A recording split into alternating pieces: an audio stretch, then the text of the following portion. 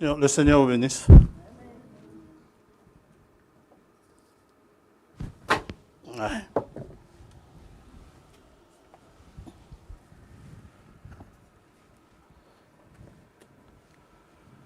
Quand ça tombe comme ça, c'est un supplice hein, pour le ramasser à notre âge. Bien.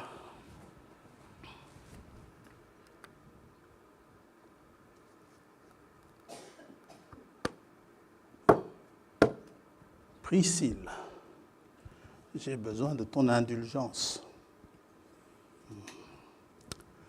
Vendredi,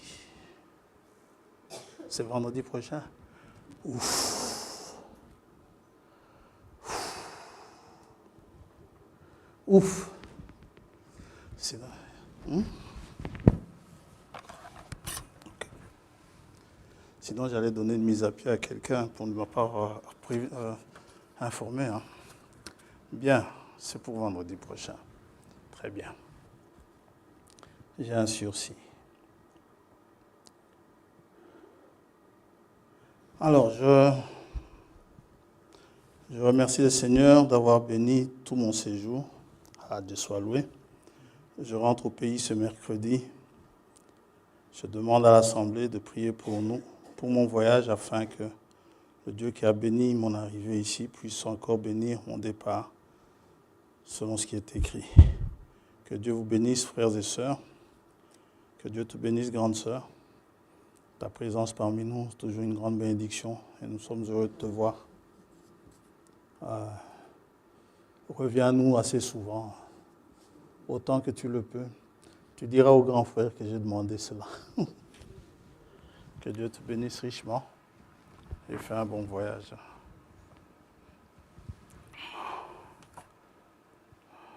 Tu vas pas pleurer quand même? Non, ça va. Bien. Et Nia non plus, non. Tu pleures pas? Ok.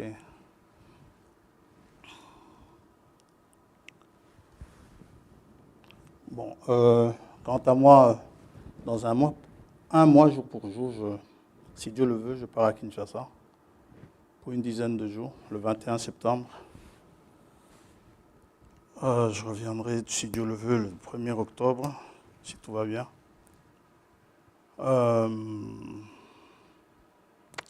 Et si les moyens le permettent.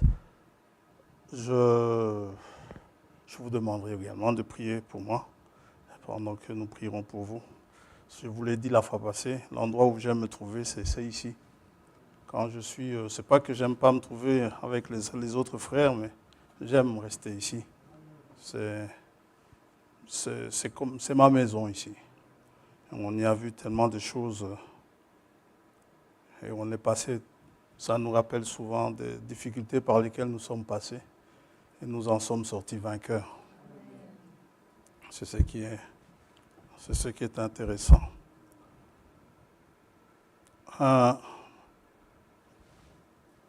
Aujourd'hui, nous allons essayer d'être le moins technique possible parce que je suis un peu poussé par là, mais ce sont des choses que nous devons savoir, que nous devons connaître. Vous savez, il n'y a aucun livre de la Bible qui commence par souhaiter une bénédiction à ceux qui lisent ce livre, si ce n'est le livre de l'Apocalypse. Alors, fuir le livre de l'Apocalypse, c'est fuir le fait que les gens soient bénis. Parce qu'il y a une bénédiction particulière pour ceux qui lisent ce livre. Et ces choses ont été écrites pour que nous puissions les connaître. Ce sont des choses, selon que le frère parlait ici vendredi des enfants, ce sont des choses destinées aux enfants. Et quand ces choses sont révélées aux enfants, Jésus est content. Il tressaille de joie. Ça va? Et nous allons quand même un peu quitter l'Apocalypse, mais il en sera quand même question ce matin. Il est très important de le faire. Mais Il y a une chose que j'aimerais quand même dire, c'est que j'aimerais que nous fassions la différence entre ce que Dieu fait et ce que nous avons à faire. Nous ne devons pas faire le travail divin. Dans Matthieu 4, verset 19, Jésus dit à ses disciples, « Je vous ferai pécheurs d'hommes. » Ça va? Cela ne veut pas dire que Pierre, Jean et les autres allaient commencer à aller pécher les hommes. Ils devaient attendre que Jésus-Christ en fasse d'eux des pécheurs. Ça va? C'est le travail divin. Ici, nous avons vu dimanche passé, sortez du milieu d'elle. Cela ne veut pas dire que vous irez à la frontière de l'Empire romain, que vous allez l'enjamber et vous dites que vous en êtes sortis. Il ne s'agit pas de ça. Lorsqu'il dit sortez de là, du lieu, et il s'adresse à son peuple. Et son peuple est, est équipé de capteurs. Ce capteur capte l'ordre et la parole de Dieu ne revient jamais à Dieu sans avoir accompli ce dont pourquoi il a été envoyé. Et si Dieu dit à son peuple sortez, soyez sûr d'une chose, son peuple sortira. Et lui sait comment les sortir de là. Ça ne sert à rien de courir à gauche, à droite, dire je vais sortir. Croyez-le seulement. C'est ce que Dieu vous demande de faire, croyez-le. C'est un ordre que Dieu donne et cet ordre doit s'exécuter. Ça va? Donc, ce n'est pas pour que vous le fassiez. Qu'est-ce que vous avez à faire? Croyez en la parole de Dieu. C'est pour cela que je suis souvent poussé à parler sur la foi. La foi, c'est fondamental. C'est tout ce que Dieu nous demande. Quand il dit à Nicodème, il faut naître de nouveau, Nicodème pose la question. Dois-je retourner dans le ventre de ma mère? Pour moi qui suis déjà vieux, le Seigneur lui dit, le vent, il souffle, il va là où il veut, n'est-ce pas? Et tu ne sais d'où il est. Nicodème a compris que cette naissance ne dépendait pas de lui. Ça va? La nouvelle naissance ne dépend pas de vous. Et c'est biblique, hein? Nous allons le lire dans Jean, chapitre 1er.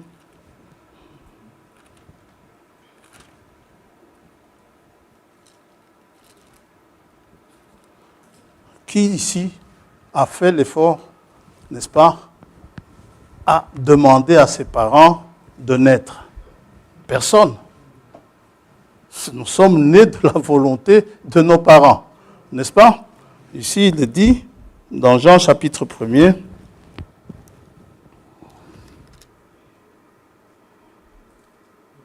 Jean, verset 8, Jean n'était pas la lumière, mais il parut pour rendre témoignage à la lumière. Cette lumière était la véritable lumière qui, en venant dans le monde, éclaire tout homme. Elle était dans le monde et le monde a été fait par elle et le monde ne l'a point connue. Elle est venue chez les siens et les siens ne l'ont point reçue. Ça, c'est le côté des siens. Les siens, c'est ce qu'ils devaient faire, c'est-à-dire la recevoir, cette lumière. Mais à tous ceux qui l'ont reçue, à ceux qui croient en son nom, la foi intervient, elle a donné cette lumière, a donné le pouvoir de devenir enfants de Dieu. Lesquels, ces enfants de Dieu, sont nés non du sang, ni de la volonté de la chair, ni de la volonté de l'homme. Donc ce n'est pas de votre volonté que vous êtes nés, mais de Dieu. Ça va? Cette volonté-là, c'est Dieu qui veut avoir des enfants. Je ne vais pas me faire un enfant de Dieu moi-même. Ce n'est pas possible. Comme je ne me suis pas fait l'enfant de mes parents moi-même. Le Seigneur utilise des exemples naturels pour que nous puissions comprendre et pour que nous sachions exactement ce que nous avons à faire et ce que nous n'avons pas à faire. Alors, si quelqu'un voit qu'il n'est pas né de nouveau, la seule chose à laquelle il doit s'attacher, c'est de croire en la parole de Dieu. La foi vient de ce qu'on entend, la parole de Christ. Croyez, ayez la foi en ce que Dieu dit et Dieu fera le reste. Amen. Pierre dit, repentez-vous et soyez baptisés au nom du Seigneur Jésus-Christ. Ça, c'est votre boulot. Repentez-vous et soyez baptisés au nom du Seigneur Jésus-Christ. Il m'a été posé la question une fois, je crois que c'est le fiston à Vadéré qui m'avait posé la question. Comment se fait-il que dans le Nouveau Testament, tout à fait au début, dans l'Église primitive, ils avaient le Saint-Esprit comme ça directement. Et nous, ça pose des problèmes. Moi, je dis, la question qui est là, c'est la repentance. Quand la repentance n'est pas sincère, c'est sûr que nous n'aurons pas accès à la promesse. Parce que la promesse, c'est pour ceux qui se repentent. Il faut une repentance vraiment sincère. D'ailleurs, l'idéal serait même de prêcher la repentance quasi à chaque réunion. Ça va? Donc, c'est la repentance. Et les frères et sœurs, là, dans l'église primitive, se repentaient sincèrement. C'était une véritable repentance. Et Dieu acceptait cela. Et quand Dieu acceptait cela, la promesse, elle suivait. Parce que Pierre dit, l'apôtre dit, et vous aurez le don du Saint-Esprit. C'est un don. Jean-Baptiste disait, il y en a un qui vient après moi, lui baptise de feu et d'esprit. Ça va? Nous allons prier pour commencer. Nous lirons dans Apocalypse 18.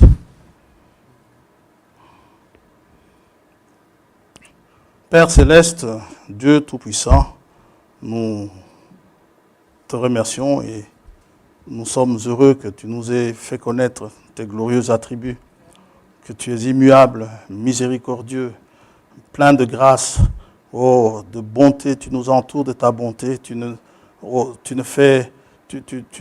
fais pas rigueur pour nos péchés, même que tu nous aides, tu nous pousses à la repentance. Ta bonté nous pousse à la repentance parce que tu veux nous pardonner nos offenses. Aussi, nous t'en remercions et nous en sommes vraiment confus de nos offenses. Et nous voulons te donner l'honneur, la gloire qui te reviennent. Nous te supplions, Père, de bien vouloir user de miséricorde envers nous, de nous pardonner, de nous laver de tous nos péchés. Et que ce sang merveilleux qui a coulé à Golgotha nous lave de tout péché. Bénis tes enfants, inspire-nous ce matin et que tu nous assistes dans la prédication, que tu nous assistes dans l'audition, que ta grâce soit sur chacun de nous. Nous en avons besoin parce que nous sommes pécheurs. Au nom de Jésus-Christ, notre Seigneur, nous t'avons prié. Amen. Apocalypse 18. C'est là que nous avons tiré le titre de la semaine passée.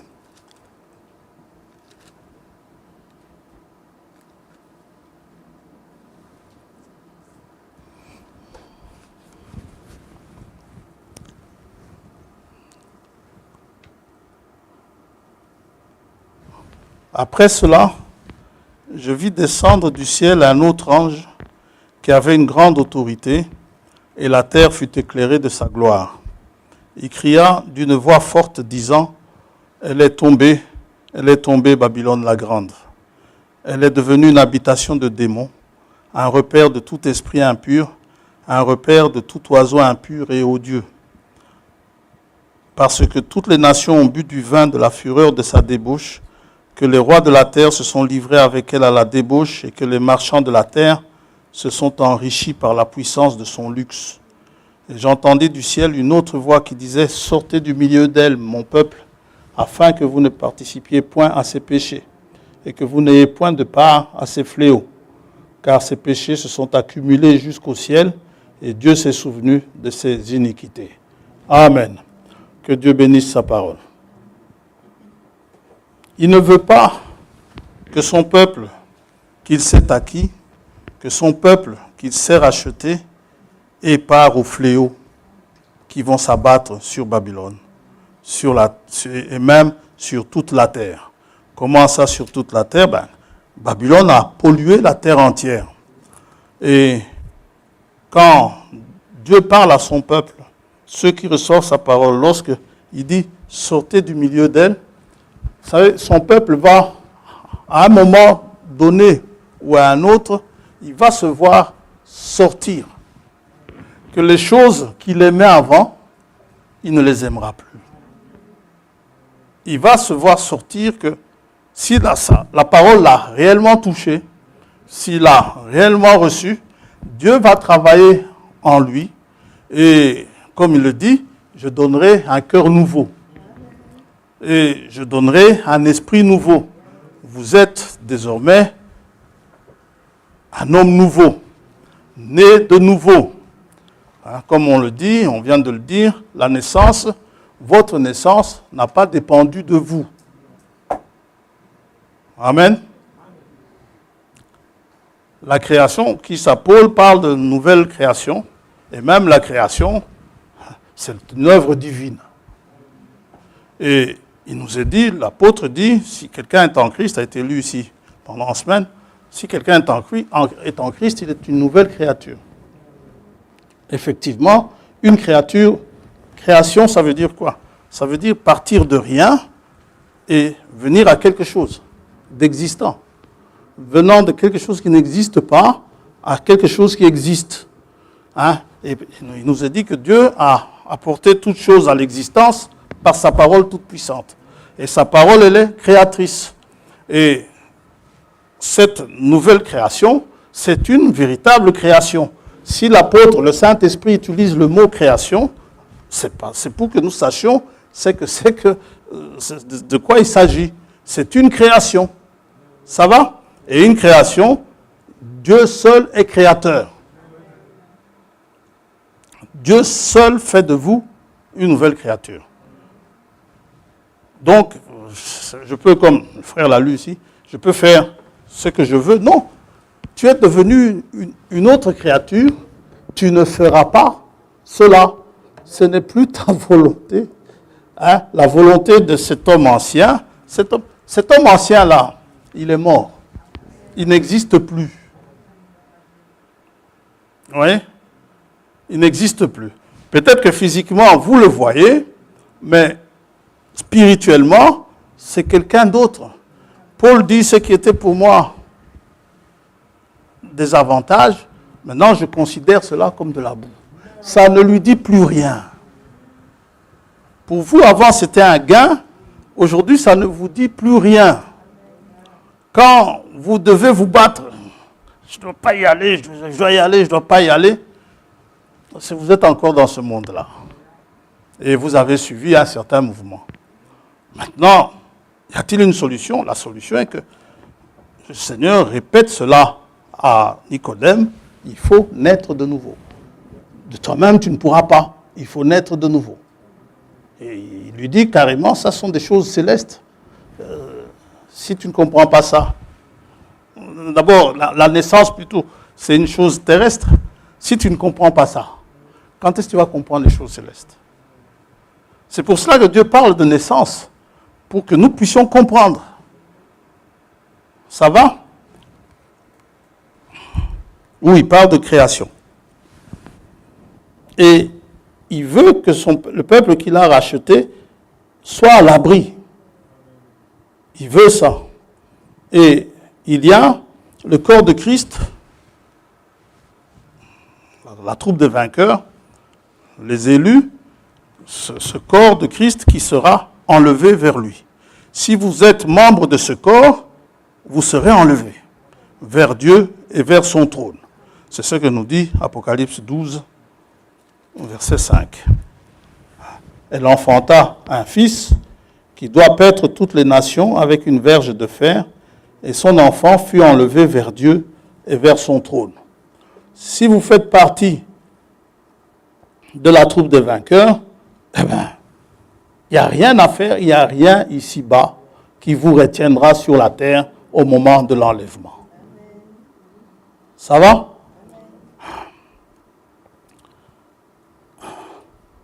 Il y a la femme qui a enfanté, au verset 6.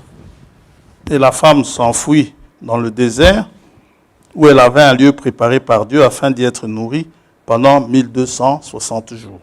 Et nous avons dit, c'est 3 ans et demi, la moitié d'une semaine. Il y a le reste de la postérité, au verset 17, le dragon fut irrité contre la femme et il s'en alla faire la guerre au reste de sa postérité, n'est-ce pas? Et nous avons dit qu'il s'agit d'Israël. Pourquoi il s'agit d'Israël? Ce sont ceux qui gardent les commandements de Dieu, la loi, n'est-ce pas? Et qui retiennent le témoignage de Jésus. Où ont-ils eu le témoignage de Jésus? Eh bien, les deux témoins qui sont venus, n'est-ce pas, qui leur ont parlé de cela. Ça va? Les deux témoins qui sont dans Apocalypse 11, qui vont leur parler de cela, et ils vont croire, et ils vont avoir ce témoignage que Jésus-Christ, n'est-ce pas, c'était le Messie attendu. Et pendant ce temps, Babylone a rejeté Dieu. Babylone a banni Dieu, ainsi que toutes les valeurs de Dieu. Tout ce que Dieu dit dans le Lévitique, pour eux, c'est dépassé. Ils disent que c'est bon pour le Moyen-Âge, ce sont des choses vieilles, désormais le monde a évolué. Et pourtant, l'apôtre Paul dit aux Romains, chapitre 1er,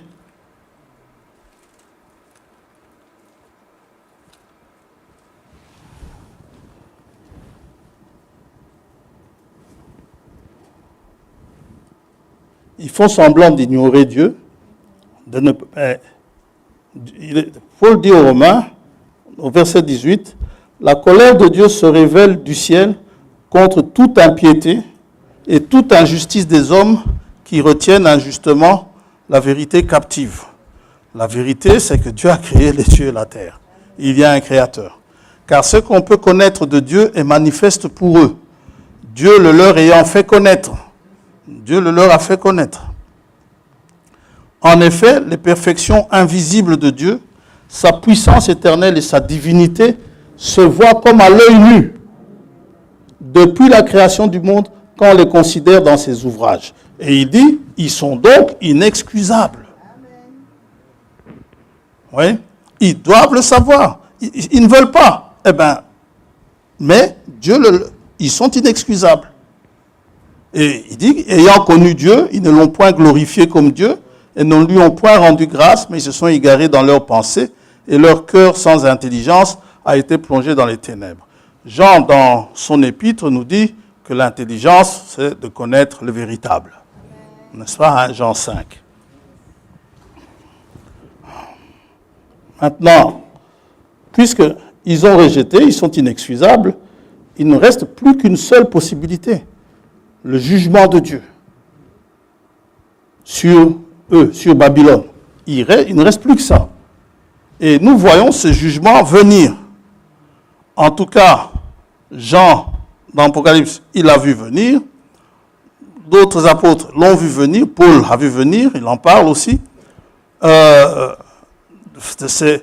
ces fléaux aussi qui vont venir. Donc ce jugement qui arrive, Pierre en parle dans 1 Pierre, je crois, chapitre 3, ou 2 Pierre 3, je crois, mais toujours dans son épître, Pierre en parle des fléaux, d'abord, de la destruction de Babylone.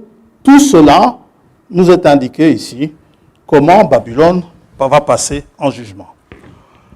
Mais, et ça on l'a dit, chaque fois, avant de passer au jugement, Dieu avertit toujours. Toujours. On peut faire semblant de ne pas entendre, ce n'est pas grave, mais Dieu sait si vous l'avez entendu ou pas. Yes. Et si vous bouchez les oreilles, Dieu va vous faire, n'est-ce pas, lire cela quelque part avec vos yeux. Dites amen à ça. Et si vous voulez aussi vous bander les yeux, eh bien, en vous bouchant les oreilles, c'est difficile, hein? Bon, vous pouvez fermer les paupières et vous boucher les oreilles en même temps. C'est pas grave, ça va monter dans votre cœur, n'est-ce pas? Ou ça va vous parler qu'il y a un Dieu et que ce que vous faites est mauvais. Ou bien, ce que vous faites est bien. Vous en êtes arrivé à discerner le bien et le mal.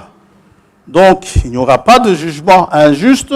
Je crois que c'est David qui dit, tous les jugements de Dieu sont équitables. Ils sont justes. Et tous ceux qui ont le cœur droit approuveront. Voilà. Donc, aucun moyen d'y échapper. La terre entière sera jugée, la terre entière sera au courant, n'est-ce pas, de la venue du Seigneur. Du temps de Belshazzar, pour nous montrer qu'il avertit toujours, je ne sais pas ce que Belshazzar a fêté ce jour-là, lorsqu'il a voulu fêter. Vous savez, ce n'est pas tant à cause de la fête que Dieu l'a prononcé la sentence. Belshazzar, il n'a pas commencé ce jour-là. Les choses se sont accumulées. Et Dieu a fait de sorte que ce jour-là, il fête peut-être son anniversaire ou son Xème année et son Xème mois et Xème semaine, mais il a envie de fêter et il va fêter. Lui, il croit que c'est juste une envie qui lui vient comme ça, n'est-ce pas? Eh bien non. En fait, l'Éternel a tout fait dans un but. Tout, même le méchant, pour le jour de son malheur. Et Belshazzar, il s'est mis à fêter, à danser, n'est-ce pas, à boire. Ce n'est pas ce jour-là qu'il s'était condamné. Il est condamné depuis le départ. Et ce jour-là, c'était la goutte d'eau, n'est-ce pas, qui faisait déborder le vase. Et dans Daniel chapitre 5,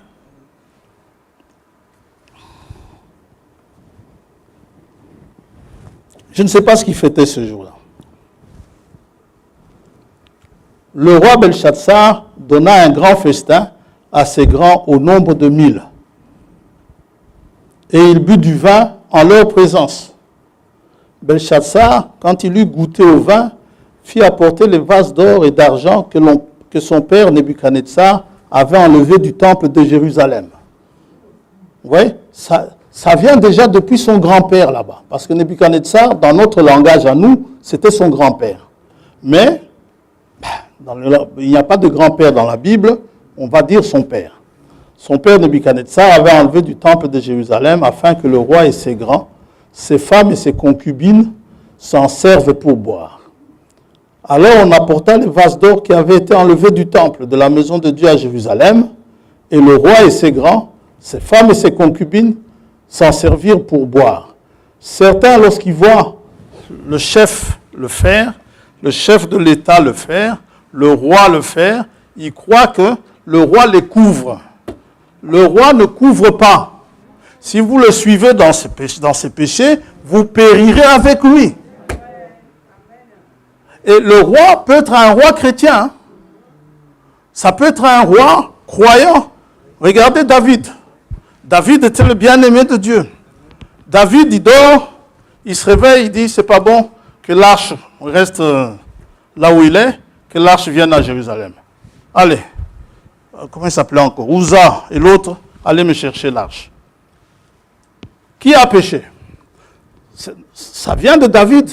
Mais comme c'est David, le oint de l'Éternel, c'est David qui a envoyé Uza et l'autre, j'ai oublié son nom, eh bien, ils sont partis tout bonnement, n'étant pas lévites, ils ont pris l'arche, c'est le roi qui a demandé. Nous ne sommes pas là pour obéir à la parole du roi terrestre. Nous sommes là pour obéir à la parole de notre roi. Notre roi, c'est Dieu. Dieu dit quelque chose. Philippe, ici, dit autre chose. Nous obéissons d'abord à ce que Dieu dit. Ça va? C'est pourquoi je n'aimerais pas aller un jour prêter serment en disant « Je jure fidélité à la Constitution ». Jamais de la vie. La Constitution risque de me faire dire, de me faire faire des choses contraires à la parole de Dieu. Je n'aimerais pas être à sa place. Oui. Non, moi, si vous me demandez de dire, je jure d'être fidèle à la Bible, ah oui, ça d'accord. Ça, je veux bien. Mais La constitution belge, je n'en veux pas. Je lui obéis dans les limites de la Bible. Ça va? Si la constitution belge me dit que je peux être homosexuel, la Bible me dit que non, je ne le serai pas.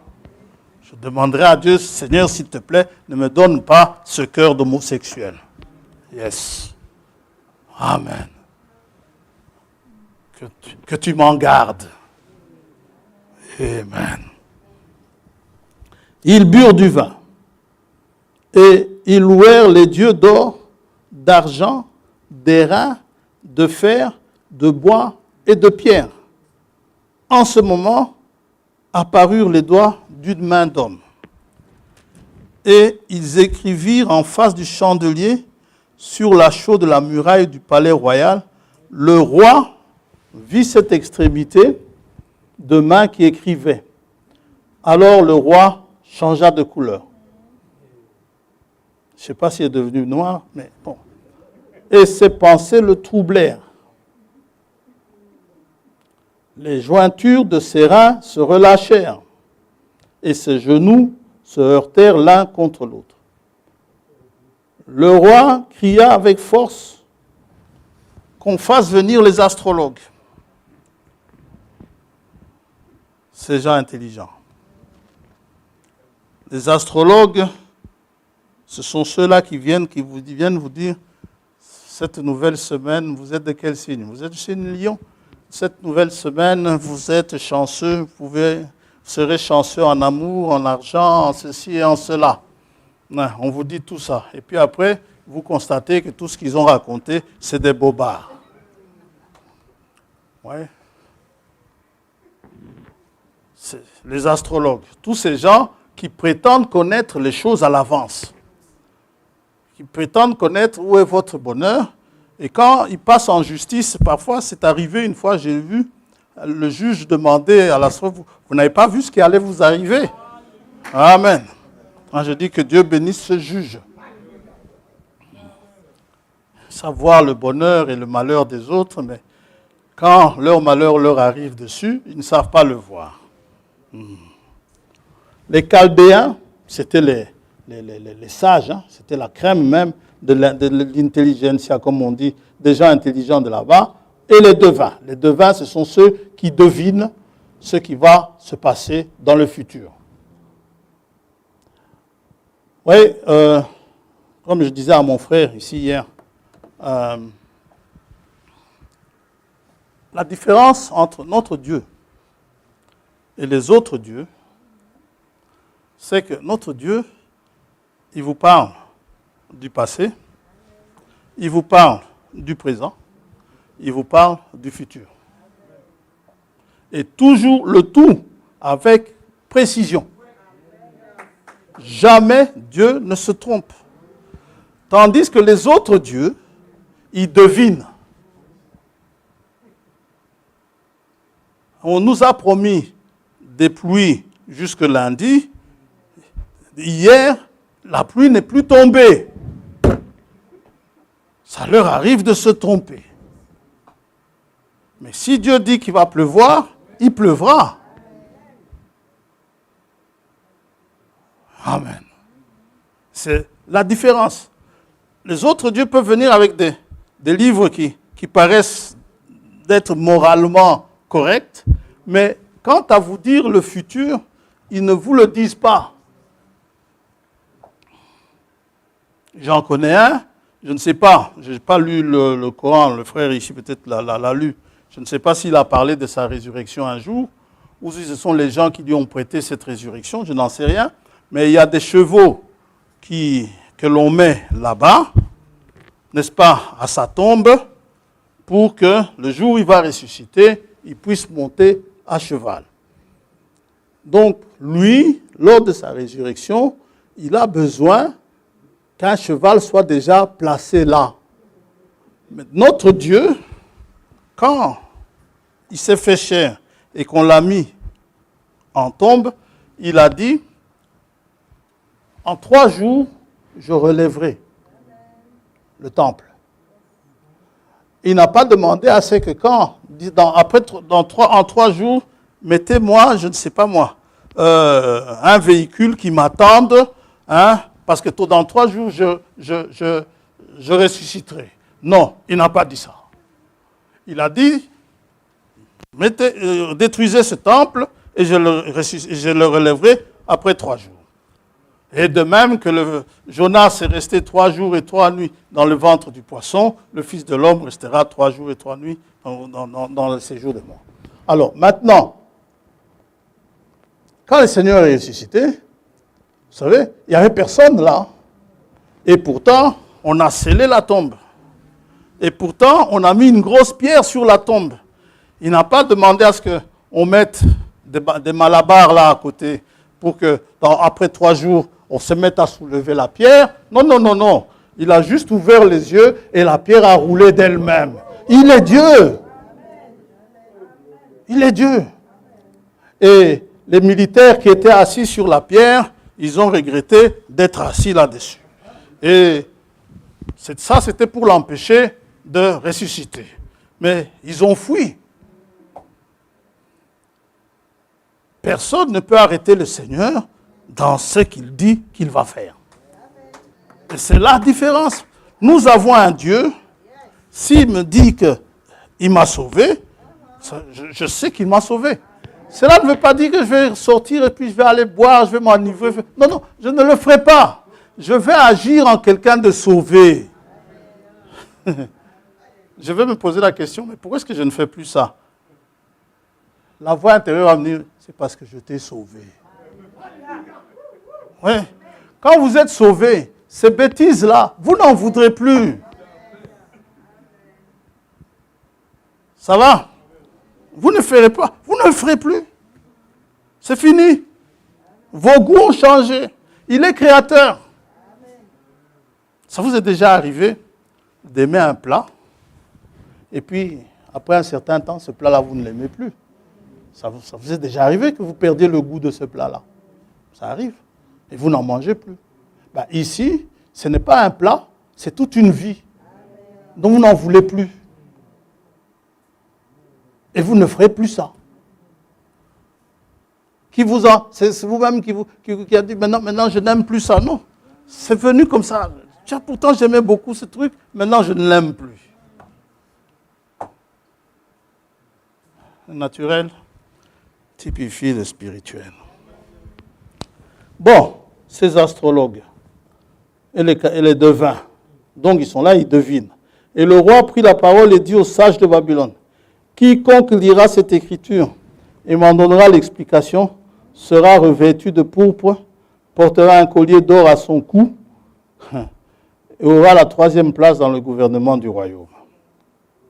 Parce que la première, il se la réserve. La 2e, je ne sais pas à qui c'est. La 3e, c'est pour celui qui lira. Tous les sages du roi entrèrent. Ils voulaient tous être en 3e place.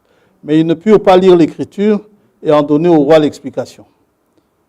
Sur quoi le roi Belshazzar fut très effrayé. Il changea de couleur et ses grands furent consternés. Vous voyez? Qu'est-ce qui s'est passé? Dieu a prévenu. Qui ça? Le roi Belshazzar. Il a prévenu en écrivant sur la muraille. Et personne d'entre eux ne savait lire, ne pouvait le lire. Aucun astrologue ne pouvait lire, n'est-ce pas? On est allé chercher tous les sages du royaume. On est allé chercher ceux de l'ULB. On est aussi allé chercher ceux des Flamands, VUB. On est allé chercher ceux de l'UCL et aussi ceux des Flamands de la KUL. Ah oui, c'est comme ça que ça s'est passé avec le Covid. Hein. Ils étaient là, de toutes ces grandes universités, hein, pour discuter de ce nouveau fléau qui venait de frapper la terre, n'est-ce pas? Le Covid, pour qu'ils expliquent. Et ils étaient tous au moins d'accord sur une chose, c'est un nouveau virus. Ça, moi aussi, je peux le dire que c'est un nouveau virus. Amen.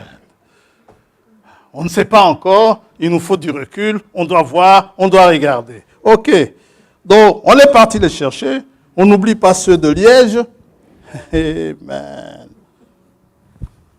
Etc. Ils sont venus en grande pompe et ils ont fait de grandes conférences sur le climat. Ça, c'est pour actualiser ça. Sur le climat, comment expliquer qu'il y ait toutes ces tempêtes, comment expliquer qu'il y ait ces choses, mais que se passe-t-il donc? Alors, ils regardent,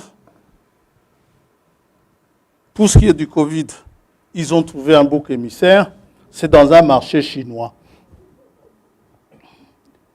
où on vendait et il y a un pauvre animal qui a été pointé du doigt, n'est-ce pas? Le pangolin. Le pangolin, dans sa brousse là-bas, il n'avait rien demandé. On est parti le chercher. Est-ce qu'il savait qu'il avait un virus? Il ne savait pas. Ils l'ont pris. Je ne sais pas si ça vient du pangolin ou si ça vient d'ailleurs. Mais bref, c'est un virus qui est venu, qui a ébranlé le monde tout entier. Ça nous a même ébranlé ici. Regardez comment sont disposées nos chaises aujourd'hui. Elles n'étaient pas comme ça il y a 3 ans. Ouais. Donc, non seulement, ça c'est au niveau de la Belgique, mais on va prendre tous les sages. Babylone, c'était un grand empire. Hein. On va prendre tous les sages français, les Anglais, les Américains. Ils vont venir de la Sorbonne, de Cambridge, d'Oxford, tout ce que vous voulez, de Berkeley, de Harvard. Merci mon frère. Ils vont se réunir et ils se sont trouvés un bouc émissaire, n'est-ce pas? En notre âge, c'est la technologie.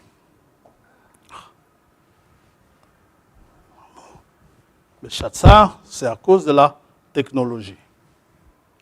Qu'est-ce qu'il y a la technologie? Tu sais, le pétrole, le diesel, les voitures qu'on a fabriquées ici, ça dégage de l'histoire des particules fines, n'est-ce pas? Qui, lorsqu'on les respire, ça pose des problèmes. Mais pourquoi est-ce que vous avez fabriqué ça alors? Ah, bon, on enlève le diesel. Il n'y a plus de particules fines? Aussi, les pneus qui... Alors, finalement, vous voyez? Donc, ils sont là, ils se réunissent, et ils viennent avec des termes. Allez, on va se faire grâce de ces termes, hein, n'est-ce pas? Il y a des gaz qui paraît qui détruisent certaines couches là-bas au-dessus, n'est-ce pas? Et qui fait que aujourd'hui nous avons ce qu'on appelle, c'est un épouvantail, le réchauffement climatique. Donc, c'est à cause de ça qu'il y a tous ces tremblements de terre, ces canicules que nous voyons, ces histoires que nous voyons, c'est à cause de ça. Daniel, viens un peu. La reine, verset 10, à cause des paroles du roi et de ses grands, entra dans la salle du festin et prit ainsi la parole. Ô roi, vis éternellement. Que tes pensées ne te troublent pas et que ton visage ne change pas de couleur. Il y a dans ton royaume un homme qui a en lui l'esprit des dieux saints. Et du temps de ton père, on trouva chez lui des lumières, de l'intelligence et une sagesse semblable à la sagesse des dieux. Aussi le roi Nebuchadnezzar, ton père, et le roi ton père, vous voyez, il était le petit-fils, hein, l'établir chef des magiciens, des astrologues, des chaldéens, des devins, parce qu'on trouva chez lui, chez Daniel, nommé par le roi Belshazzar, un esprit supérieur de la science et de l'intelligence, la faculté d'interpréter les songes, d'expliquer les énigmes et de résoudre les questions difficiles. Que Daniel soit donc appelé et il donnera l'explication. Ok, on appelle un élu. Daniel, viens. On vous appelle, vous, aujourd'hui. Viens, Daniel. Que se passe-t-il? Daniel il regarde l'Écriture. On passe ce que le roi va lui dire. Alors, ici, Daniel va dire au roi, Daniel, verset 17, répondit en présence du roi, garde tes dons, ta troisième place là du royaume, tu peux garder, et accorde à un autre tes présents. Je lirai néanmoins l'Écriture au roi et je lui en donnerai l'explication. Que dit l'Écriture? J'aime bien cette question que Paul pose souvent. Que dit l'Écriture? Verset 25. Voici l'Écriture qui a été tracée. Comptez, comptez, pesez et divisez. Et voici l'explication de ces mots. Comptez. Dieu a compté ton règne et y a mis fin. En présence du roi et de ses courtisans.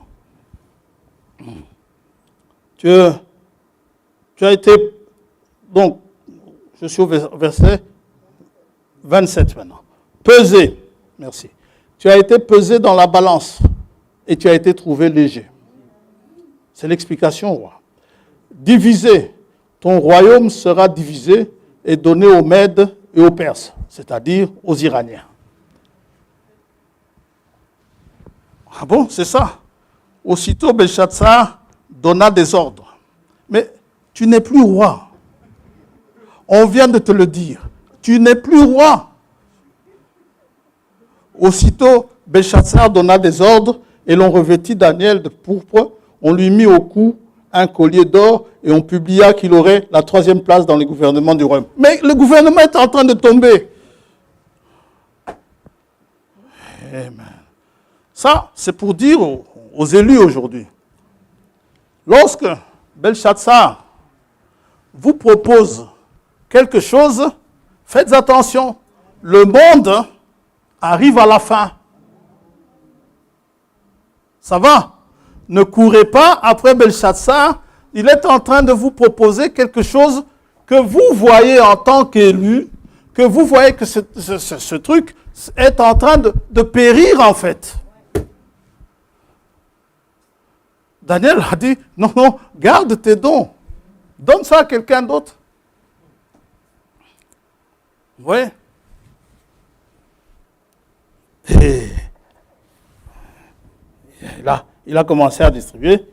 La Bible nous dit, verset 29, aussitôt Belchatsar donna des ordres donc, et l'on revêtit Daniel de pourpre, de vêtements royaux, on lui mit au cou un collier d'or, et on publia qu'il aurait la 3e place dans le gouvernement du royaume.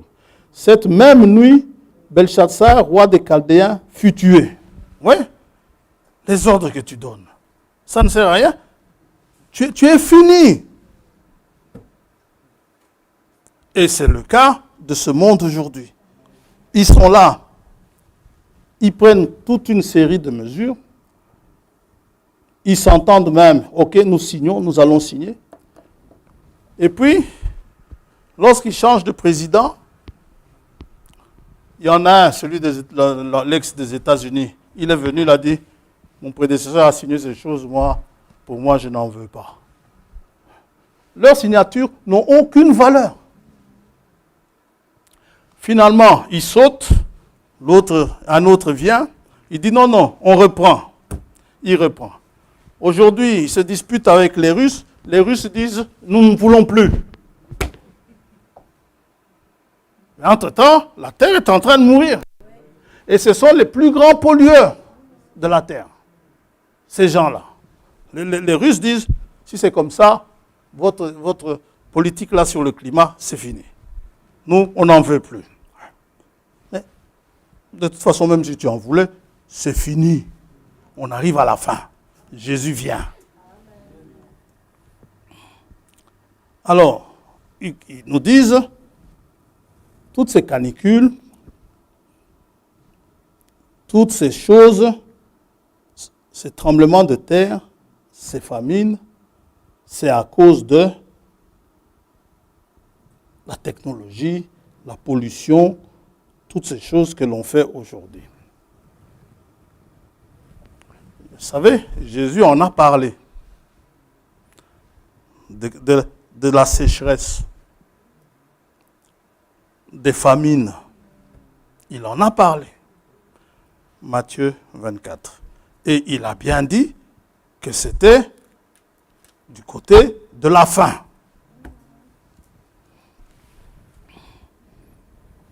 Matthieu 24.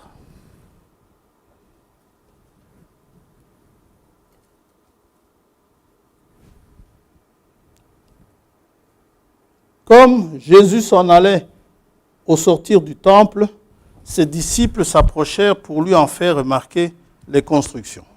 Ah, t'as vu, Seigneur, c'est beau, hein? Mais il leur dit, voyez-vous tout cela? Je vous le dis en vérité, il ne restera pas ici pierre sur pierre qui ne soit renversé. Il s'assit sur la montagne des Oliviers et les disciples vinrent en particulier lui poser cette question. Dis-nous, quand cela arrivera-t-il? Et quel sera le signe de ton avènement et de la fin du monde? Nous avons déjà lu ce passage lorsque nous avons un peu parlé sur les sceaux. On n'a pas parlé de tous les sceaux, mais sachez que vous avez le sceau 1, le premier sceau, jusqu'au 4e, à partir du verset 4 jusqu'au verset 9. Vous avez les 4 sceaux, mais il ne s'agit pas des sceaux aujourd'hui. Verset 4. Jésus leur répondit, prenez garde, que personne ne vous séduise. Séduction. Car plusieurs viendront sous mon nom, disant, c'est moi qui suis le Christ. Et ils séduiront beaucoup de gens. Nous avons entendu parler des prophètes venant un peu de partout, de la Côte d'Ivoire, surtout en Afrique, il y en a plein, des prophètes. J'ai reçu une vidéo du grand frère hier où il me montre un Chinois qui est allé apporter la parole au Congo. Moi, je dis, mais ces gens, ils sont quand même incroyables. Il y a 2 ou 3 milliards de gens en Chine. Je ne sais même pas s'il y a 100 000 chrétiens. Donc, c'est vous dire qu'il y a des choses à faire en Chine. Mais il va aller prêcher au Congo où il y a 4, 5 églises par avenue, toutes les 5 maisons. Mais ça devient incroyable. Alors le commentaire est celui-ci. Il ne leur restait plus qu'une chose à faire ici au Congo. Maintenant, ils le font, c'est prêcher la parole. Et ils prêchent avec le nom du Seigneur Jésus-Christ en bouche. Je dis bien. C'est vraiment la fin des temps. Avec toutes ces églises qu'il y a. Tous ces prédicateurs qu'il y a. Comme un frère avait une fois dit ici, là-bas dans mon assemblée à l'époque, tout le premier banc était rempli quasi de gens ayant un ministère. Oui, ça devient quelque chose d'incroyable. Bon, mais Jésus a prédit ces choses. Il a dit que ça arriverait. Et quand il dit que ça arriverait, ça arrive. Et ces gens, ils peuvent vous faire avaler des couleuvres, des serpents.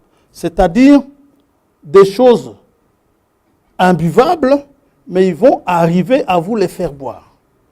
Mais quand, c'est Paul qui dit ça, il dit, si on vous apporte un autre Jésus, vous le recevez fort bien. Qu'est-ce qui vous est arrivé?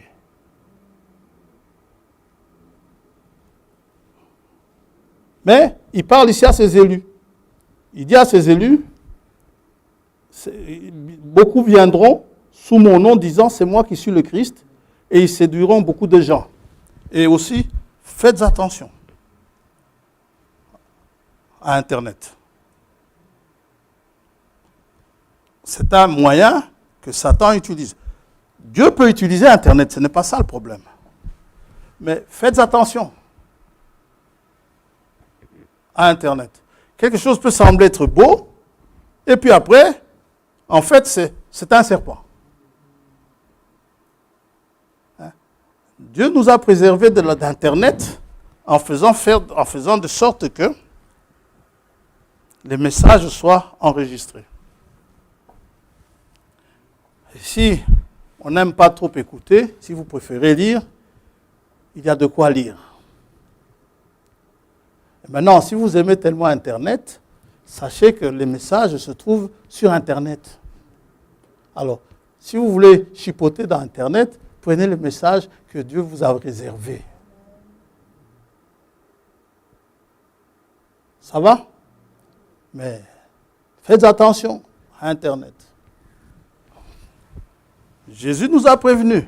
Mais de toute façon, ceux qui sont prévenus par le Seigneur, ce sont les élus. Là. Les élus là.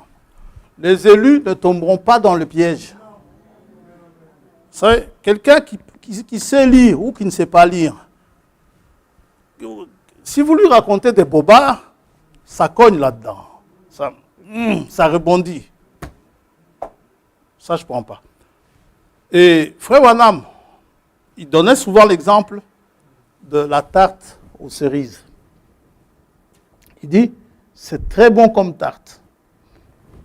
Vous mangez la tarte, mais si vous tombez sur le noyau, n'avalez pas le noyau. Ça va? Qu'est-ce que vous allez faire? Un adulte, mais seulement, ne donnez pas ça aux enfants.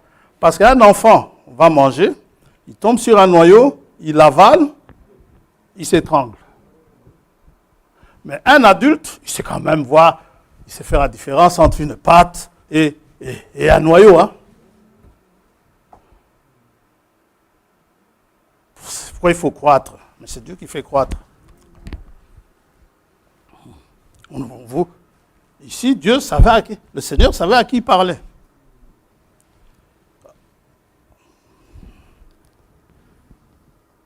Vous entendrez parler de guerre. Il dit, et ils séduiront beaucoup de gens. Vous entendrez parler de guerre et de bruit de guerre. Gardez-vous d'être troublés, car il faut que ces choses arrivent, mais ce ne sera pas encore la fin. Une nation s'élèvera contre une nation, et un royaume contre un royaume, et il y aura en divers lieux des famines et des tremblements de terre. Tout cela ne sera que le commencement des douleurs. Nous nous arrêterons là ce matin et nous allons intituler le commencement des douleurs. Donc, je vous ai dit ici, la fois passée, dimanche passé, le réchauffement climatique, ce n'est pas à cause du diesel. Ce n'est pas à cause de l'essence ou du pétrole ou de ceux qui disent les énergies fossiles, parce que quand vous les utilisez, vous dégagez du CO2. Ce n'est pas à cause de ça. Ça, c'est le moyen que Dieu utilise pour accomplir sa parole. Vous savez, est-ce que Adam et Ève, avant la chute, est-ce qu'ils avaient besoin de pétrole? Non. Est-ce qu'ils avaient besoin de l'or? Non plus. Est-ce qu'ils avaient besoin de cuivre? Non plus. Dieu ne leur dit pas, vous savez, dans le sous-sol, il y a de l'or en telle région, dans le sous-sol de telle autre région, il y a du cuivre, dans le sous-sol. Non, il ne leur dit pas ça. Il leur dit, vous dominerez sur les animaux, n'est-ce pas? Votre nourriture sera l'herbe des champs. C'est ce que Dieu dit. Mais quand Dieu a mis le pétrole dans le sol, quand Dieu met de l'or dans le sol, il met de l'uranium dans le sol, avec lequel on fabrique les bombes. Mais c'est pour que, lorsque l'homme va découvrir ça, l'homme le sorte, le travaille et fasse des choses qui vont justement aider à l'accomplissement de sa parole. Vous voyez? Cet uranium, Dieu ne l'a pas mis par hasard. Tout est mis là-bas dans un but. Jésus dit ici, il nous cite un tas de situations, et il dit, c'est le commencement des douleurs. Donc, et pourquoi est-ce qu'il y a un réchauffement climatique? La véritable cause, c'est le péché. C'est à cause du péché. Dans Deutéronome 28, nous l'avons lu, Dieu dit, Si vous n'obéissez pas à ma parole, n'est-ce pas, vous ne la mettez pas en pratique, voilà les choses qui vous arriveront.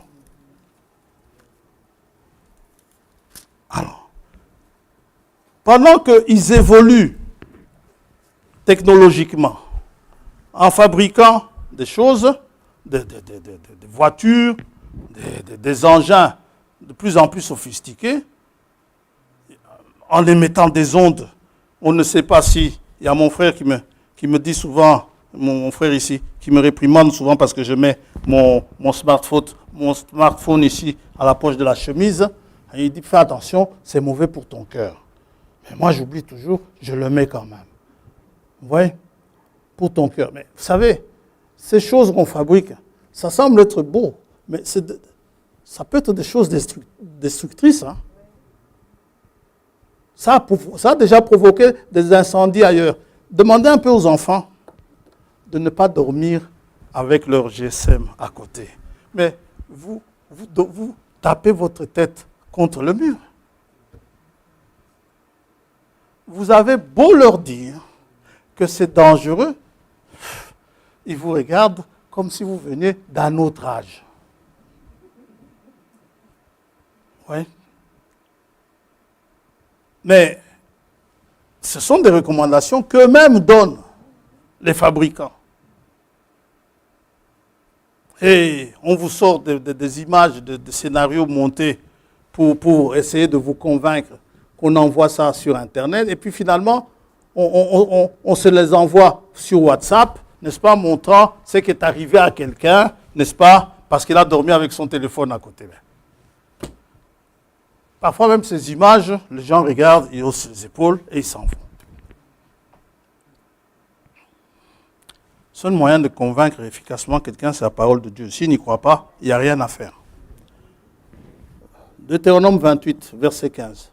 Mais si tu n'obéis point à la voix de l'Éternel ton Dieu, si tu n'observes pas et ne mets pas en pratique tous ces commandements et toutes ces lois que je te prescris aujourd'hui, voici toutes les malédictions qui viendront sur toi et qui seront ton partage. Ça va? Verset 23, lisez, hein? Verset 23, 24. Le ciel sur ta tête sera d'airain, et la terre sous toi sera de fer.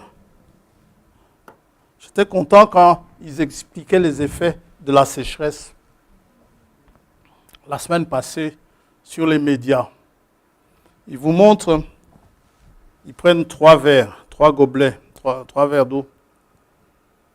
Ils mettent de l'eau, ils prennent le gobelet, le renversent sur une pelouse bien verte, bien grasse, bien entretenue. Ils mettent et ils renversent sur une pelouse plus ou moins encore bien portante et ils mettent sur une terre complètement sèche. Pelouse verte, l'eau est engloutie assez vite. Ici, au milieu, il faut plus ou moins un certain temps. Par contre, sur la terre sèche, l'eau ne coule même pas. La terre est devenue imperméable. Alors eux-mêmes, ils disent comme du fer. J'ai dit, gloire à Dieu. C'est vraiment le terme de la Bible. Que la terre sera comme le fer. S'il n'y avait pas cet événement, vous auriez dit, la Bible aussi, vous allez prendre la terre et vous commencez à couper les choses comme avec du fer. Mais non, ce n'est pas ça. Il y a des choses qui arrivent. La terre devient dure et imperméable. L'Éternel enverra pour pluie à ton pays de la poussière et de la poudre. Il en descendra du ciel sur toi jusqu'à ce que tu sois détruit. Vous pouvez toujours continuer. Mais c'est pour vous montrer que c'est le péché qui est responsable de cette canicule, qui est responsable d'autres choses. Nous allons voir. Donc, la technologie, ce n'est pas un péché, c'est une conséquence en fait. C'est un moyen par lequel Dieu fait de sorte que sa parole soit accomplie. L'homme en est arrivé, n'est-ce pas, à la désobéissance. Dieu dit à Adam et Ève, Genèse chapitre 2,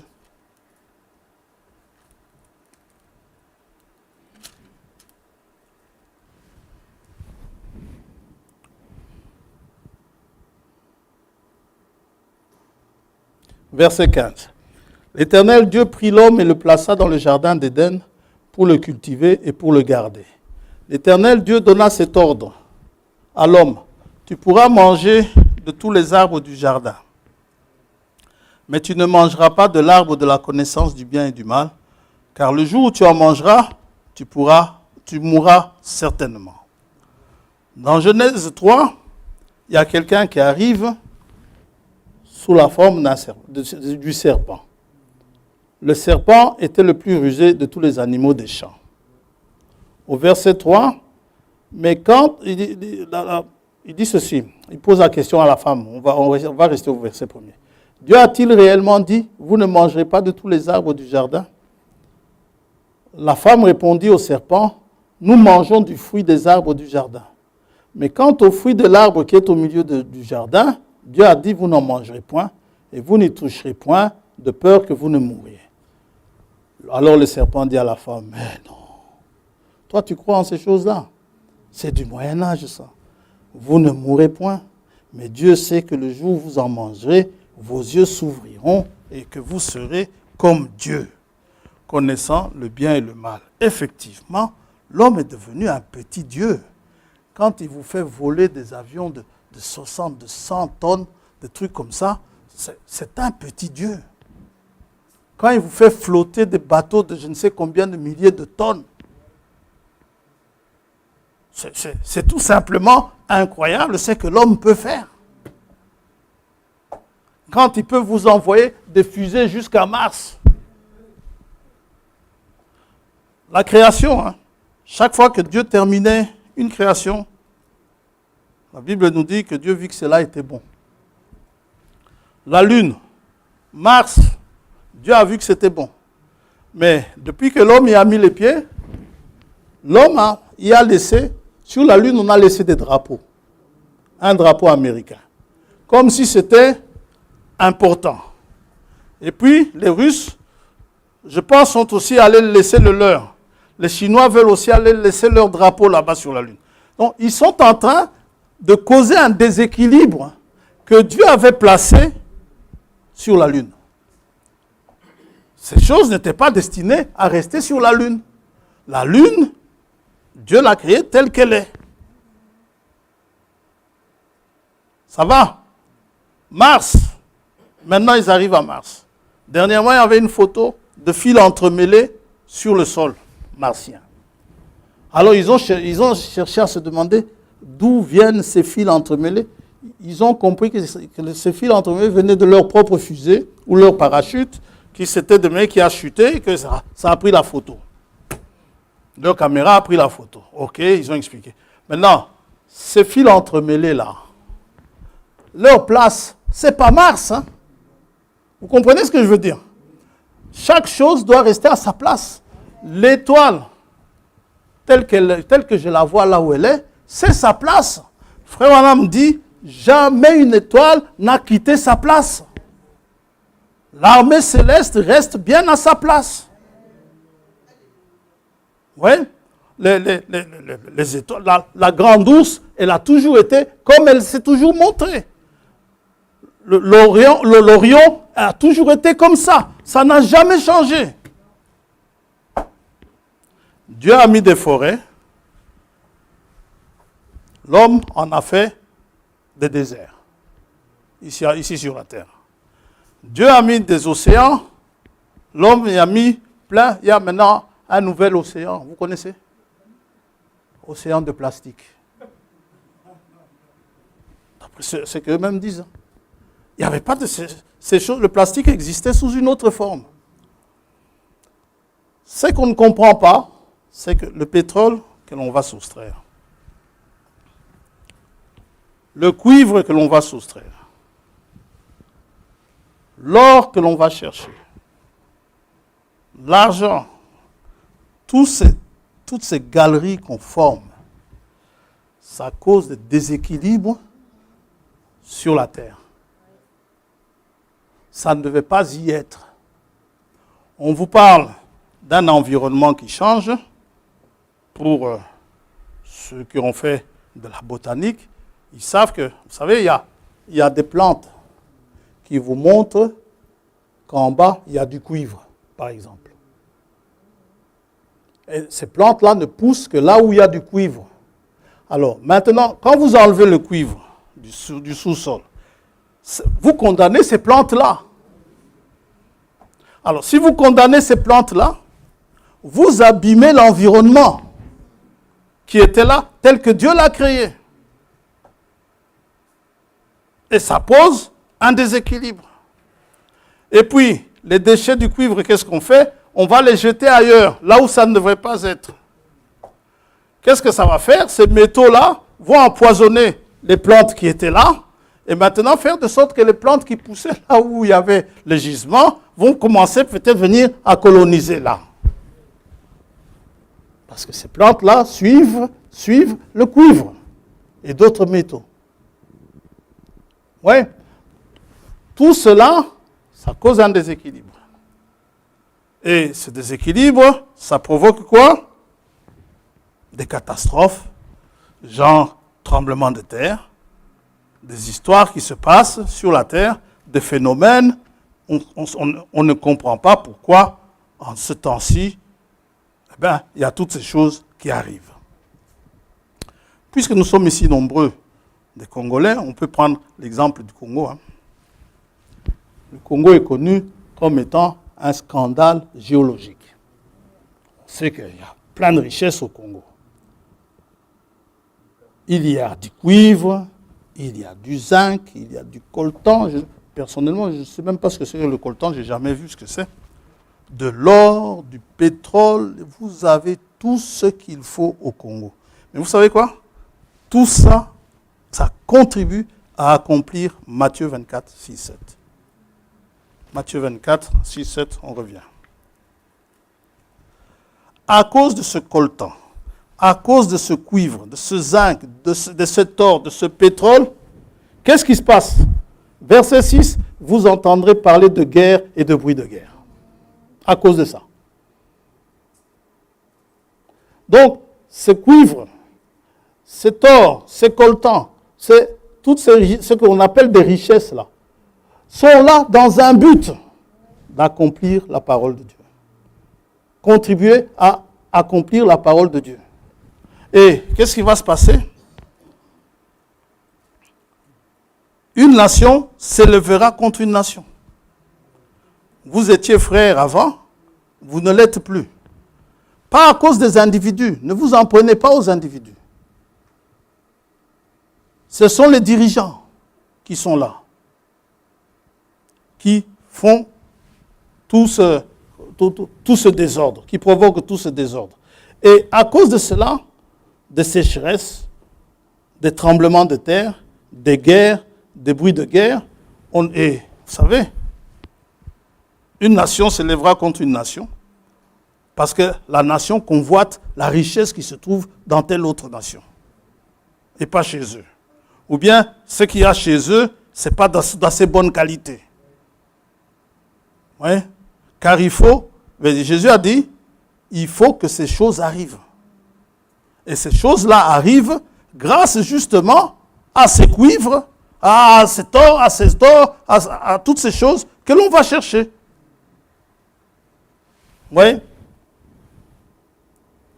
Et il y aura en divers lieux des famines et des tremblements de terre. Des famines à cause de la sécheresse. Si on prend le cas de l'Ukraine et de la Russie, c'est de là que vient quasiment, je ne sais combien de pourcents de blé du monde entier. Je crois que c'est 30%, si pas plus. Le tiers de la production de blé du monde entier. Aujourd'hui, ils sont en guerre. Leur guerre provoque quoi? Ça va provoquer des famines ailleurs. Parce que ça va faire comme un effet domino. Les bateaux ne peuvent plus circuler dans tels endroits. D'autres régions du pays ne sont plus alimentées comme ils devraient être alimentées. Et ainsi de suite. Bon, des catastrophes vont arriver. Les Russes ne veulent plus livrer leur gaz en représailles. Eh bien, on va se chauffer avec autre chose. Il y en a qui vont déboiser ici aujourd'hui pour pouvoir se chauffer. Ça va provoquer des déséquilibres sérieux. Jésus dit, tout ça, c'est le commencement des douleurs.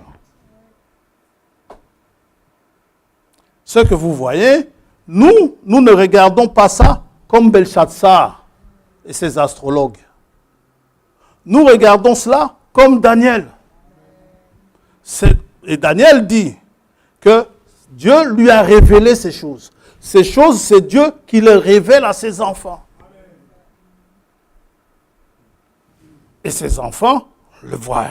Et ses enfants sont là pour voir cela. Maintenant, vous dites douleur. Mais de quelle douleur il s'agit? Des douleurs de l'enfantement, bien sûr. La frayeur de Belshazzar, elle peut se comparer à la situation d'une femme qui va bientôt accoucher. Le psaume 48 nous dit ceci.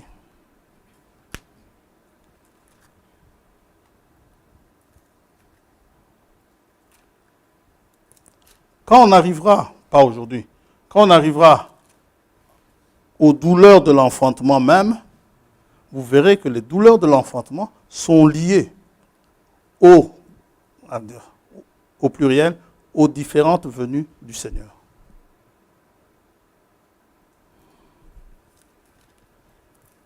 Mais nous n'en sommes pas là aujourd'hui.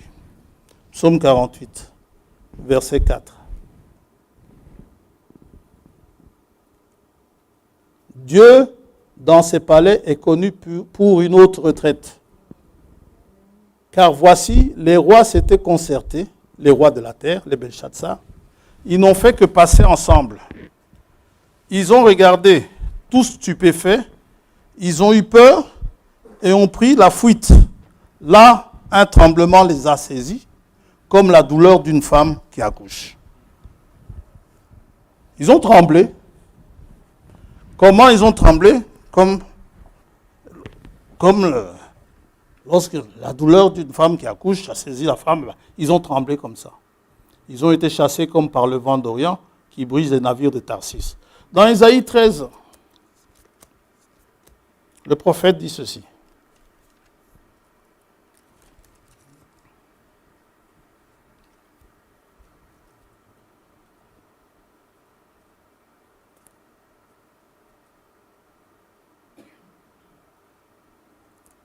Verset 6. Gémissez, car le jour de l'Éternel est proche. Il vient comme un ravage du Tout-Puissant. C'est pourquoi toutes les mains s'affaiblissent et tout cœur d'homme est abattu. Ils sont frappés d'épouvante, les spasmes et les douleurs les saisissent.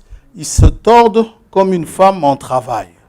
Ils se regardent les uns les autres avec stupeur, leurs visages sont enflammés. Alors, pour vous montrer que ce n'est pas une question de technologie, c'est une question du péché. Au verset 11, Dieu dit, « Je punirai le monde pour sa malice, et les méchants pour leurs iniquités. Je ferai cesser l'orgueil des hautains, et j'abattrai l'arrogance des tyrans. » Ça va? Verset 13 dit, « C'est pourquoi j'ébranlerai les cieux, et la terre sera secouée sur sa base par la colère de l'Éternel des armées au jour de son ardente fureur. » Et tout est en train de se mettre en place aujourd'hui. La venue du jour du Seigneur va causer de l'angoisse chez les gens. Aujourd'hui, on est angoissé de voir à quel point on passe des hivers sans neige, des hivers trop chauds. Vous vous dites, nous qui sommes frileux, nous disons tant mieux que l'hiver ne soit pas trop rigoureux. Mais c'est une catastrophe. Les glaciers des montagnes sont en train de fondre. Or, quand j'étais encore à l'école, on m'avait appris que, fièrement, par le professeur de géographie, que ces glaciers formaient une bonne réserve d'eau potable pour le monde entier. Aujourd'hui, cette eau potable est en train de disparaître.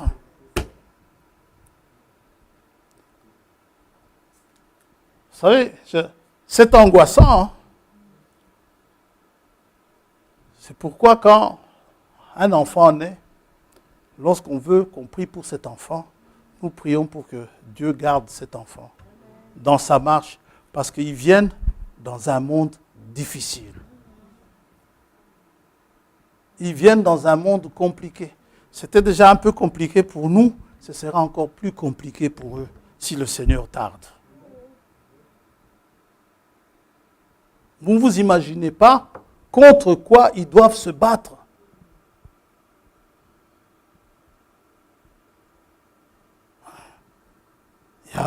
Il y a eu des discussions chez un couple où ils ont voulu, je ne sais pas moi, une fillette qu'ils ont eue, ils ont voulu trouver les oreilles. Alors on m'a demandé mon avis. Où est-ce que c'est mauvais? Moi j'ai dit, mais non, le problème n'est pas là. Moi j'ai dit, tu sais, tant qu'elle est bébé comme ça, il n'y a pas de problème. Hein? Mais attends quand elle aura 15 ans. Non, autrement. Il a ouvert des grands yeux. Moi je lui ai dit, tes combats, tu vas regretter certaines choses. Oui. Quand ils sont bébés, ça semble être beau. Hein? Mais quand ils vont avoir 15, 16, 17, 18 ans, nous ici ça va. Aujourd'hui ça va encore. Ceux qui ont 15 ans, 16 ans, aujourd'hui ça va encore. Mais dans 15 ans, ou dans 16 ans, ou dans 14, dans 12, on ne sait pas ce que ça va donner. Hein? Où va le monde aujourd'hui? Non seulement le climat, mais la mentalité des gens.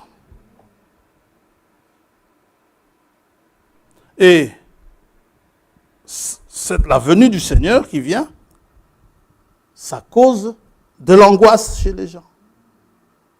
Ça cause des douleurs chez les gens. De l'inquiétude. Tout cela, Jésus dit, ce n'est que le commencement.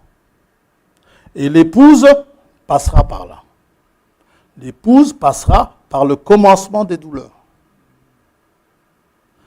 Lorsque les douleurs viendront, c'est ce qu'on appelle la période de la tribulation.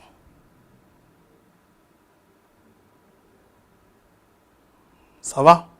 7 années de tribulation qui vont passer, qui seront des années terribles.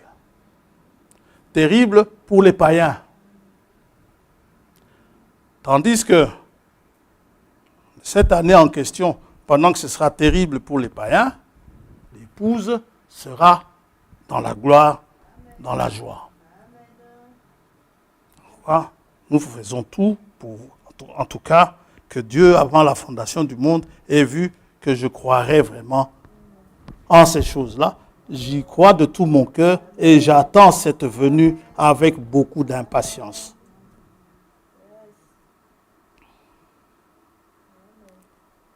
Et cette période, donc, commencement des douleurs, 4 sauts, ça va jusqu'au verset 9, les 4 premiers sauts, Frère Branham dit que l'Église est enlevée au 4e saut, à la fin du 4e saut. L'enlèvement a lieu à la fin du 4e saut. 5e saut, c'est la visitation des Juifs. Et cette période, le commencement des douleurs, précède l'enlèvement du Seigneur. Autant ces dérèglements climatiques, ces tremblements de terre, ces fléaux, annoncent pour les nations le jour du Seigneur, autant pour les élus, ils annoncent le jour du Seigneur Jésus-Christ. Ce jour du Seigneur Jésus-Christ, nous l'avons déjà lu, nous le trouvons dans Philippiens chapitre 1er. Paul en parle.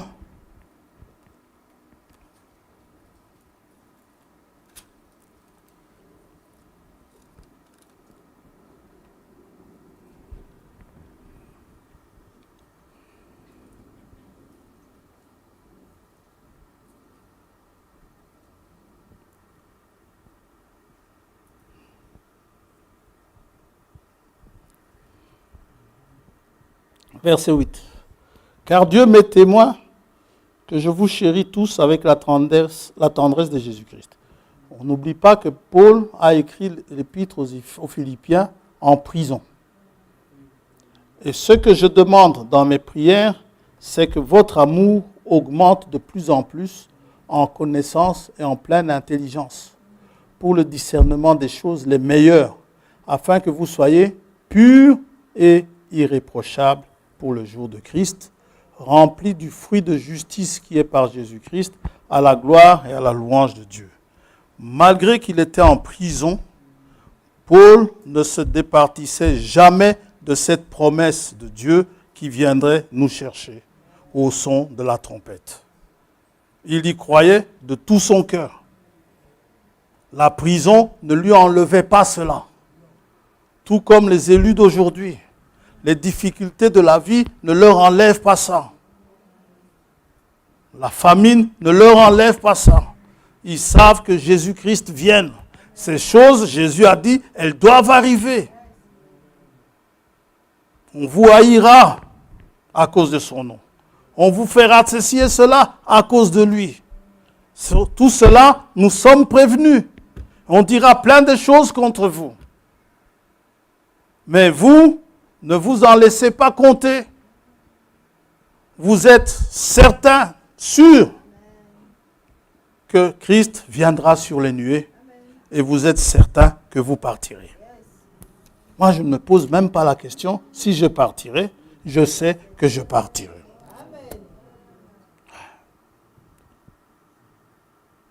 Malgré mes pleurs, mes lamentations parfois, mais je sais que je partirai. Amen. Quand je pleure, Satan vient me dire, tu vois, il ne pense pas à toi. Arrière de moi, Satan. Ce sont des choses qui devaient arriver. Gloire à Dieu. Verset 14 de chapitre 2, toujours Philippiens. Faites toutes choses sans murmure, ni hésitation. Faites-le. Même si les temps sont mauvais. Afin que vous soyez irréprochables et purs. Des enfants de Dieu irrépréhensibles. Au milieu, comme on disait tout à fait au début, on ne va pas aller enjamber les frontières. On est là, mais on est au milieu d'une génération perverse et corrompue, parmi lesquelles vous brillez comme des flambeaux dans le monde, portant la parole de vie. Et je pourrais me glorifier au jour de Christ de n'avoir pas couru en vain, ni travaillé en vain. Ça va? On peut encore en lire un. 1 Corinthiens 1. Pour eux, c'est le jour du Seigneur, un jour redoutable. Pour nous, c'est le jour de Jésus-Christ. 1 Corinthiens 1, verset 5. Car en lui, en Christ, vous avez été comblés de toutes les richesses qui concernent la parole et la connaissance. Le témoignage de Christ ayant été solidement établi parmi vous, de sorte qu'il ne vous manque aucun don dans l'attente où vous êtes de la manifestation de notre Seigneur Jésus-Christ. Il vous affermira aussi. Qui vous affermira? Jusqu'à la fin. Qui vous affermira jusqu'à la fin? Lui-même. Pour que vous soyez irréprochables au jour de notre Seigneur Jésus-Christ. Eh bien, puisque c'est lui qui le fera, qui m'affermira, même dans mes moments de faiblesse, puisque c'est lui, eh bien, c'est sûr, j'y arriverai certainement. Et ces douleurs de l'enfantement qui ont commencé, lorsqu'elles elles aboutiront à la naissance de l'enfant. Mais ça, la naissance, c'est un autre sujet. Lorsque l'enfant va naître, après que la femme ait été en travail, lorsque l'enfant va naître, Satan va vouloir s'attaquer à l'enfant, l'enfant sera enlevé. Ça va? Et aux Thessaloniciens, les Thessaloniciens, ils vivaient des moments difficiles, comme j'aime beaucoup souvent le dire. Paul s'est senti obligé de leur parler de l'enlèvement. Ils avaient perdu beaucoup de frères.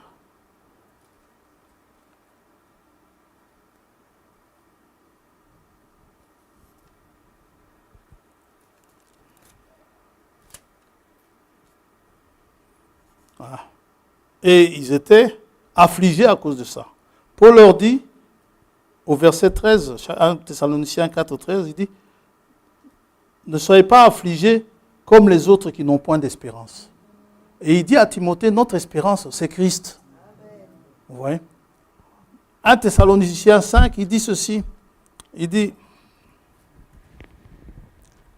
pour ce qui est des temps et des moments, vous n'avez pas besoin, frère, qu'on vous en écrive. Pourquoi vous n'avez pas besoin? Parce que vous savez interpréter les signes du temps, comme les Daniel. Cela vous est donné. Dites amen à ça. Et si cela ne vous est pas donné personnellement, il a établi les uns comme prophètes dans l'église du Dieu vivant. Eux vont interpréter, ils vous le diront. Et étant prophète de Dieu, un élu de Dieu, c'est discerner que le prophète qui est devant moi est réellement un serviteur de Dieu. Vous savez, quand quelqu'un parle, il prêche, vous savez voir si c'est un serviteur de Dieu ou pas. Vous savez voir s'il a été envoyé ou pas. C'est tout.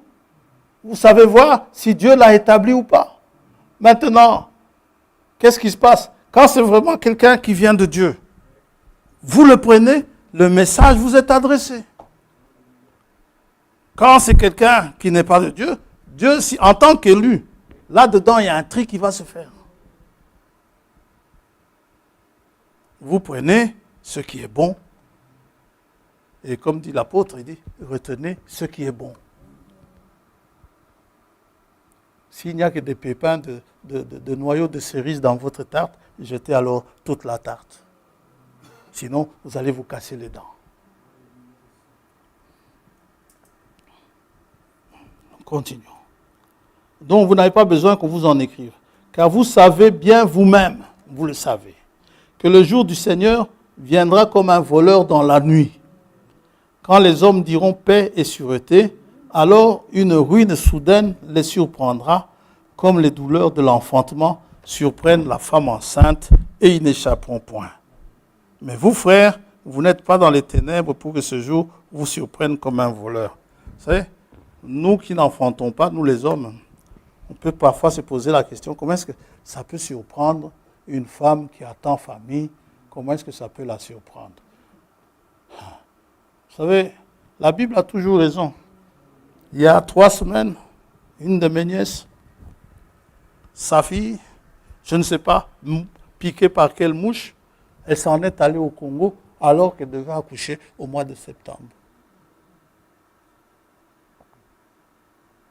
Et puis, elle veut rentrer. Il y a 3 semaines, elle veut rentrer. Elle a accouché dans l'avion, vous savez.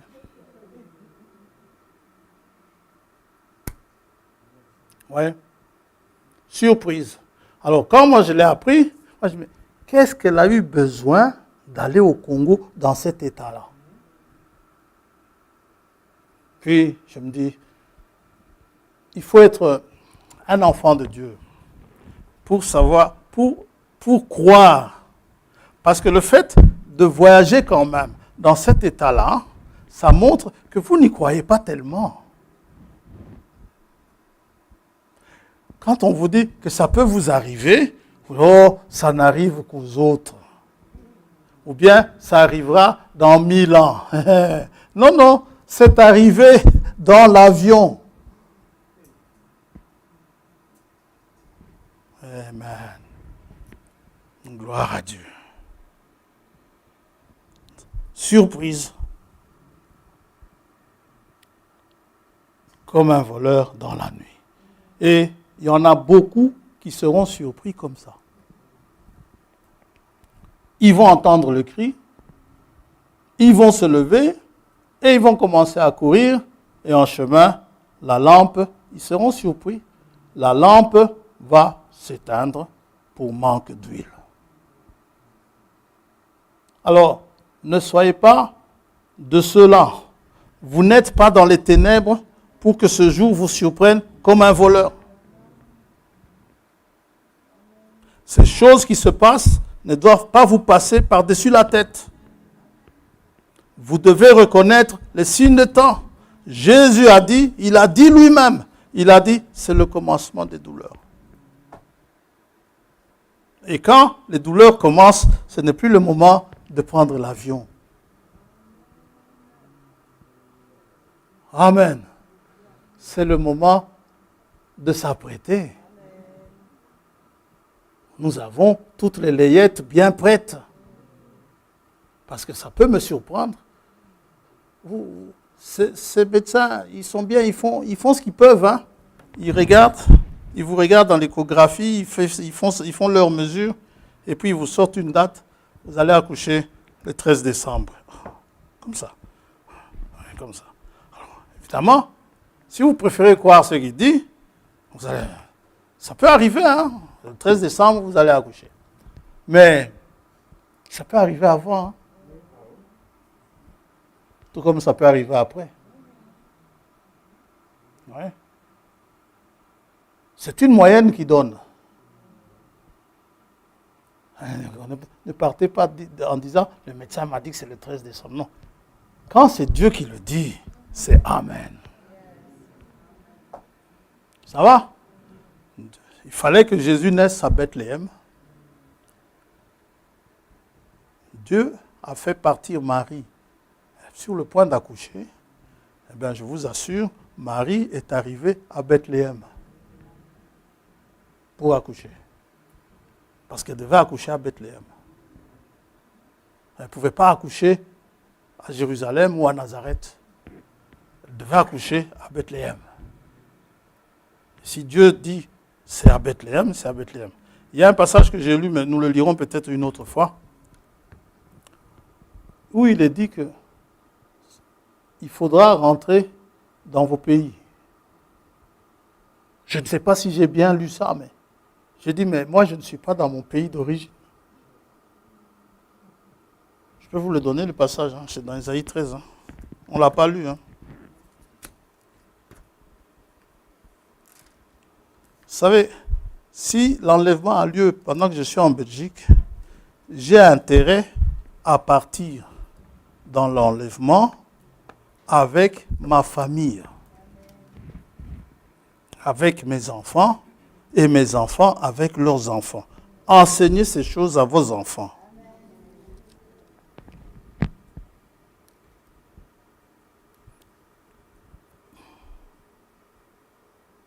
Verset 14. Alors, comme une gazelle effarouchée, comme un troupeau sans berger, chacun se tournera vers son peuple. Chacun fuira vers son pays.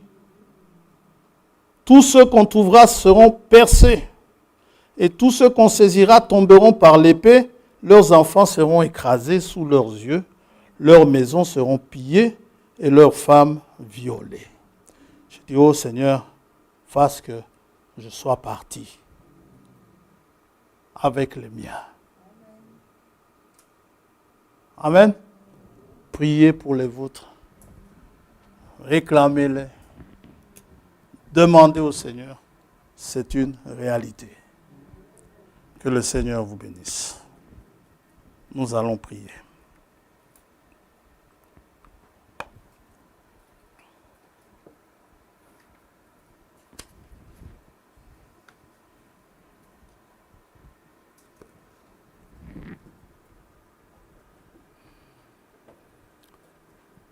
Oh Père Céleste,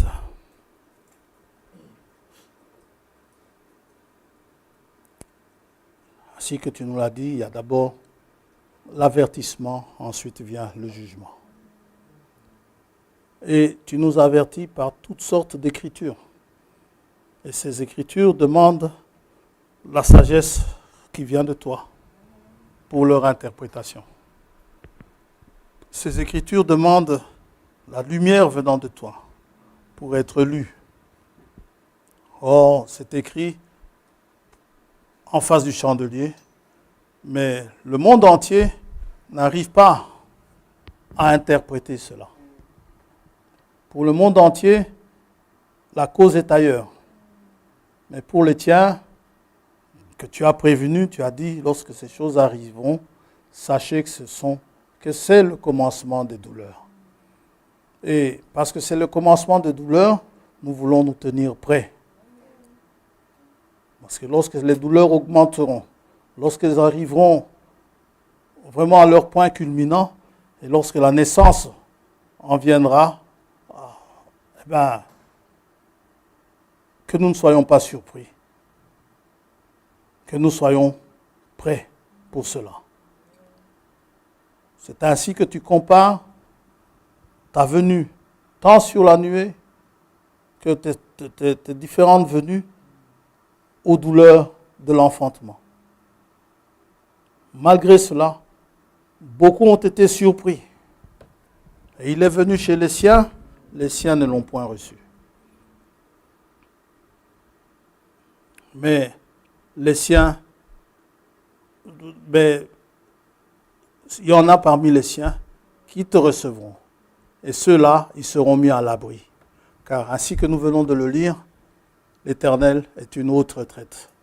C'est là, dans ces palais, que nous voulons prendre notre retraite, nous mettre à l'abri, là où tu nous as préparé une place, que nous voulons aller occuper.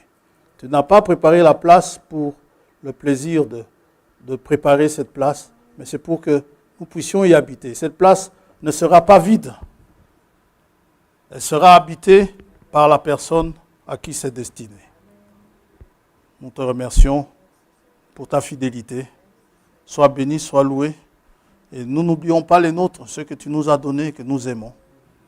Oh Dieu, que tu touches leur cœur, qu'ils puissent regarder vers toi, vers le haut.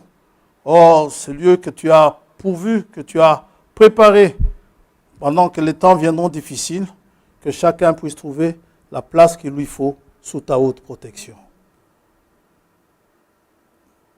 Te demandons de nous assister, de nous aider, de nous prendre par la main, de nous conduire pendant notre marche. Et nous te remettons aussi ta servante qui va voyager. Que tu l'accompagnes, que tu sois avec elle. Merci Père d'avoir béni tout son séjour ici. Merci de l'avoir conduite parmi nous. Maintenant que, oh Dieu, maintenant qu'elle va rentrer, que tu l'accompagnes, que tu gardes son départ ainsi que son arrivée. Nous te demandons tout cela au nom de Jésus-Christ notre Seigneur. Amen. Amen. Dieu vous bénisse. Attendez un peu. La sœur Elisabeth nous envoie ce message. Je vous remercie pour vos prières. Suite à ma brûlure, j'ai vu la main de Dieu et je lui rends grâce. Que Dieu vous bénisse. Merci au Seigneur pour l'avoir gardé. Oh, merci de lui avoir montré sa main guérissante dans cet accident qu'elle a eu. Que Dieu la bénisse. Que Dieu vous bénisse.